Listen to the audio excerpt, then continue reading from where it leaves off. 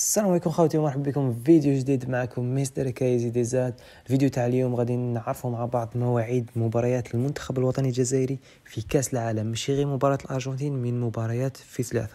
قبل ما نبداو ما تنساش تابوني في لاشين باسكو راه جاي جديد، وما تنساش دير جام وكمل معنا الفيديو. كما على بالنا كاع المنتخب الوطني الجزائري طاح مع الارجنتين، النمسا، وعندنا ثانيك الأردن. لكن الحاجة اللي مبالك ما على بالكمش بها وهي أنه المباراة الأولى راح تكون مباشرة ضد الأرجنتين. نعم كما قلنا المباراة الأولى راح تكون ضد الأرجنتين، وراح تكون بتاريخ 16 جوان 2026.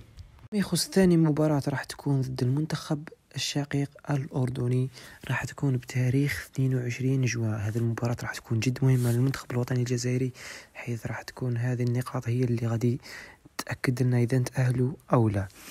المباراة الثالثة واللي هي الفاصلة راح تكون ضد المنتخب النمساوي أو باللغة الفرنسية الأوتريش. هذا المنتخب جد قوي بزاف، راهم طايحين به. المباراة ضدهم راح تكون بتاريخ الجمعة 27 جوان 2026. هكا نكونوا قلنا لكم كاع مواعيد المباريات، التوقيت والملعب. فيما يخص البلاد اللي راح تستضيف المباريات الثلاثة هي أمريكا، يعني مبارياتنا الثلاثة راح نلعبوهم في بلاد أمريكا، مشي في المكسيك ومشي في كندا. هذا الشيء بزاف مليح.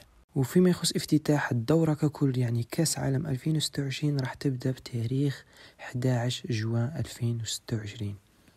ما تنساوش في التعليقات تقولوا لنا توقعاتكم للي راح يتأهلوا من هذه المجموعة، ونتمنى ما نكونوش ثقال عليكم. فيديو خفيف فيه المعلومة الكافية. نتمنى منكم تابونوا، دير جام وتفعل الجرس باش يوصلك كاع جديد ويوصلوك المعلومات بسرعة وبدون مماطلة. وشكرا، دمتم في رعاية الله وحفظه.